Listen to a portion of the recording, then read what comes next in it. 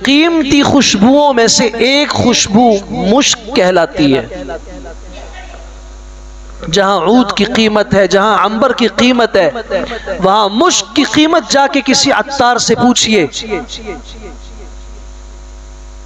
अल्लाह के रसूल सल्लल्लाहु अलैहि वसल्लम फरमाते हैं, अल्लाह की खातिर भूख और प्यास बर्दाश्त करने वाला शख्स जब रोजा रखता है, सहरी से लेके गुरूब आफताब तक, भूख की वजह से उसके मैदे से एक बू पैदा होती है जो उसके मुंह से निकलती है।